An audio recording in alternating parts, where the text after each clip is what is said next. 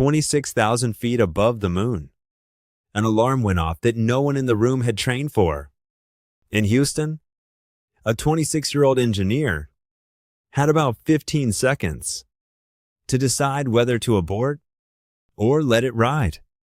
He let it ride. What happened in the next 6 minutes almost ended with Neil Armstrong crashing into a field of boulders. Armstrong kept flying, with the fuel gauge reading empty. The last seconds.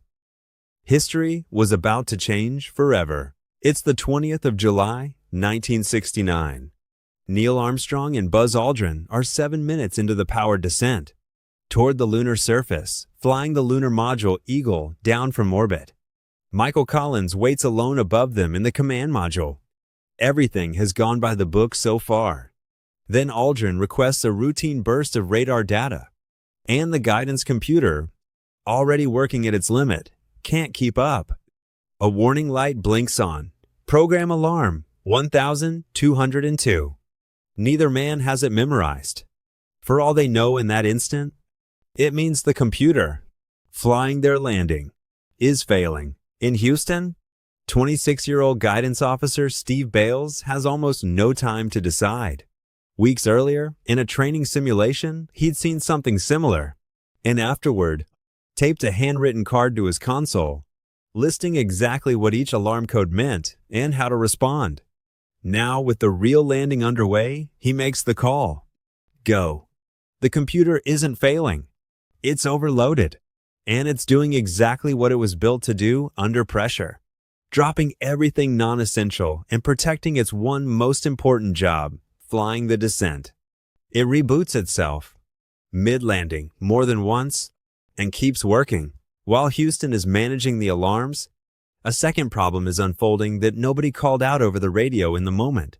Eagle's automatic guidance has drifted off course during the descent, and it's steering them toward a landing site Armstrong can now see as scattered, with boulders the size of cars, right at the edge of a crater. This isn't the flat, clear site they trained for, so Armstrong does something the mission plan didn't call for. He takes semi-manual control of the lunar module, tips it forward so he can see past the glare, and flies it by hand, past the boulder field, hunting for open ground, while the fuel gauge keeps dropping. In mission control, the room goes nearly silent. Controllers call out the numbers as they come in: altitude, descent rate, and then, with the tension rising, the seconds of flyable fuel left in the tank. 60 seconds, comes the call. Then not long after, 30 seconds. 30 seconds between a successful first moon landing and the closest call of the entire Apollo program to a landing pad aboard. Armstrong finds a clear patch just in time. Eagle touches down with, by later estimates, well under a minute of burn time left. He shuts the engine down immediately. Only then does he say the words that made it into the history books. Houston, Tranquility Base here. The Eagle has landed. 7 hours later, Armstrong opens the hatch and climbs down the ladder to become the first human being to walk on another world. Buzz Aldrin joins him minutes after. Together, they spend nearly 21 hours on the surface, and an estimated 600 million people watch it happen live, the largest television audience in human history to that point. But almost none of them were watching the real picture. The camera on the lunar module recorded in a specialized format called slow scan television, in some ways sharper than ordinary broadcast video, but completely incompatible with any television set on Earth.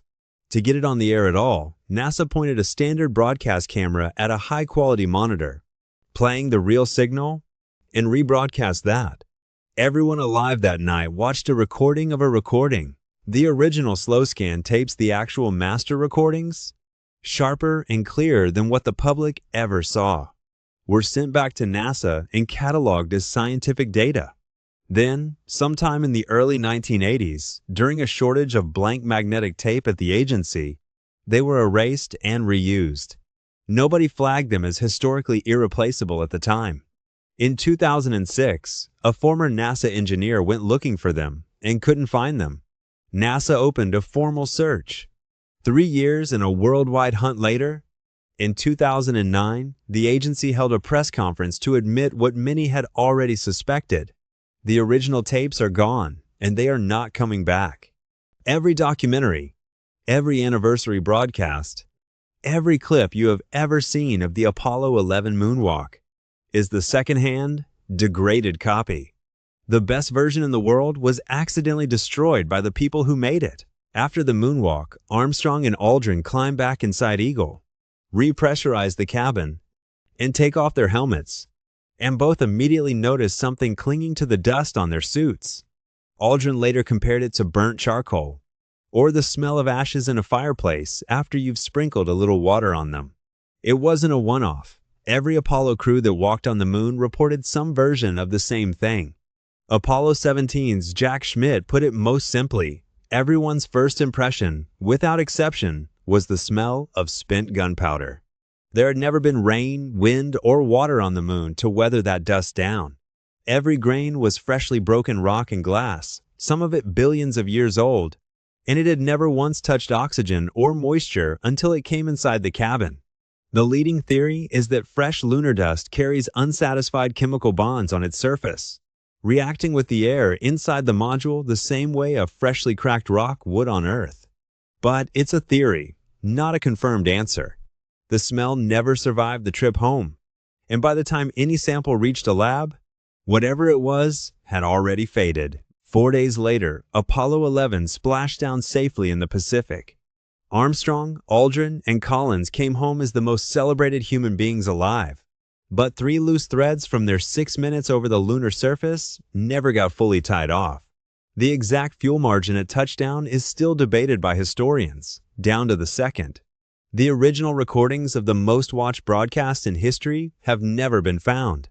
And no one has ever been able to say, with certainty, why the moon smells like a spent gun. Somewhere on the Sea of Tranquility, the plaque Armstrong and Aldrin left behind still reads, "We came in peace for all mankind." It's one of the best documented events in human history, and it still isn't done giving up its mysteries.